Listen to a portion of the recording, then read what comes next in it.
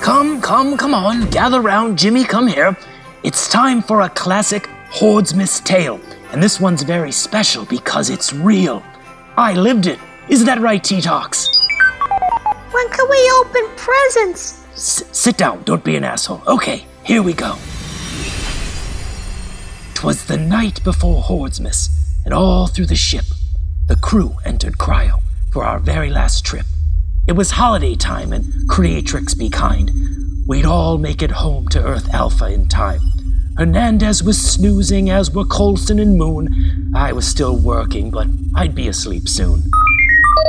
Why was I still working, T-Tox? Because I was fucking stupid. I let them push me around. I don't know why. Anyway, we were hauling a relic retrieved on Chi 5, along with a Drobak who was barely alive. From what we could gather, she and her team had unearthed it while mining a dilirium seam.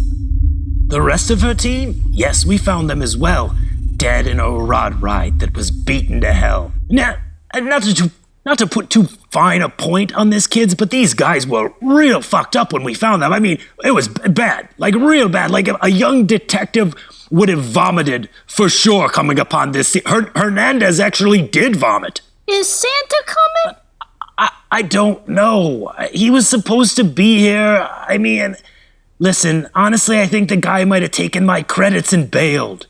I'm sorry if that's the case. Okay, where was I? Yes, the Drobak. My translator program was working full steam to decode the Drobakian's unconscious stream. Most of what she was saying, the translator knew not, save a single repeated Drobakish word, San-Kot. The translator told me San-Kot had 3 meanings: delighter, deceiver, and destroyer of beings. I was in no mood for holiday creeps, so I locked down her pod door and I put her to sleep. Like a baby.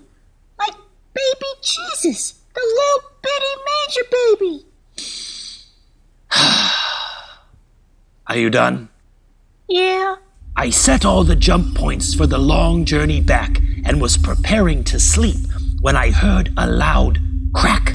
The power went out but came back right away. It looked like it was going to be one of those days. I climbed from my pod, grabbed a blaster and light. Bay 10's sensor was flashing. Clearly, all was not right. I ran to Bay 10 down Corridor 8, past an old damaged fighter and the rest of the freight. Yes, you were there, T-Tox. You were repairing that damaged fighter. Was I there? No, why would you be there? The story takes place in the past. How would you be there? How? Yes, that's what I thought. Something was stirring behind Bay 10's door, and I saw 4 move past the light on the floor. I readied myself for the horror inside. Whatever it was about to get fried. Kids, anybody listening out there right now, let me just stop down here for a second and talk about gun safety. Grabbing a blaster or a pulse rifle should never be your first option. Try talking things out first. Yeah, like this one time a bully at school was picking on me all the day long, so I said to him, I said... Hey, that's great.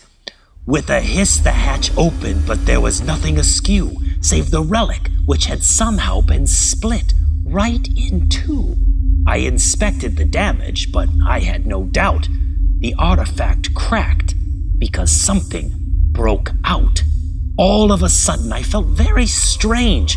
My vision was blurred, the bay filled with a haze.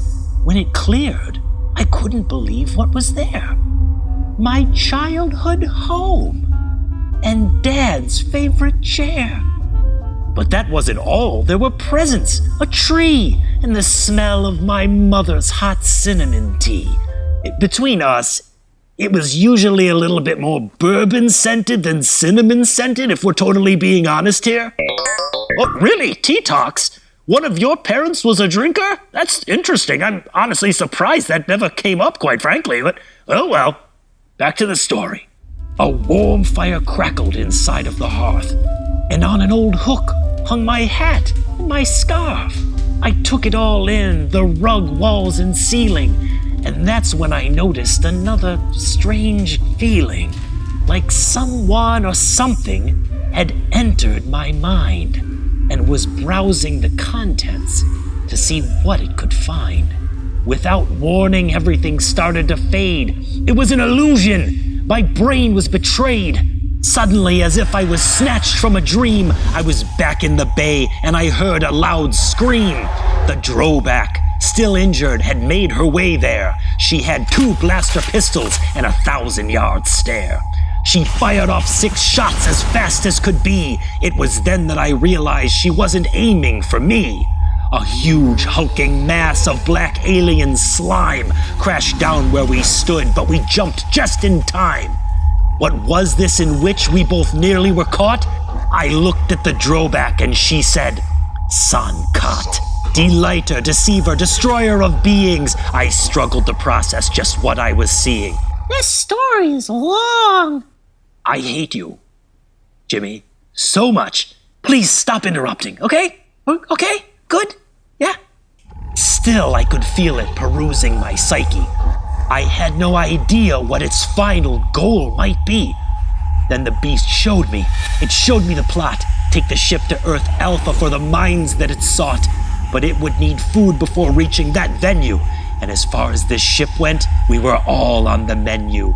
The Drobak and I had received the same vision. It was time to destroy this parasite with precision. That was easier said than it proved to be done, as we took aim at the creature and brought hell with our guns.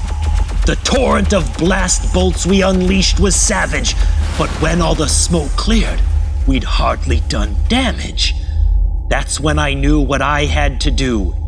Eject all the freight bays, San-Kot and us too. San-Kot mustn't reach Earth, of that I was certain, even if that meant it was my final curtain. The vile beast knew my plan to release the shipment, but couldn't reach me in time through all the equipment. An alarm began sounding as the doors opened wide, and the freight contents dumped to the cold world outside. I held on for dear life, but my grip was unsteady. San-Kot and the Drobak were in space already. I was sucked from Bay 10 out into the abyss, and I started to think of the things that I'd miss. When suddenly, what should appear from the void but that old damaged fighter being flown by our droid? That's you, T-Tox! Fucking A right you did, buddy! That was huge! You were clutch! Slam dunk, my man! He opened the cockpit and I strapped myself in. Then we turned and picked up the Drobak for the win. I armed all the weapons and aimed at the beast. Was this going to be overkill? Not in the least. I fired every weapon, every missile we had, every bomb, every laser. The explosion was rad. San-Kot was now space dust. Things turned out all right. So happy Hordesmas to all, and to all a good night. Merry Hordesmas, Jimmy. Merry Hordesmas, T-Tox, and a very merry Hordesmas to all of you kind listeners. May the new sun cycle bring you good fortune, and may you always live to see your enemies pay for what they've done. Happy holidays, everyone. So saith the Lusty Horde. So saith the Lusty Horde. Now, who's ready for presents? Me. You get nothing.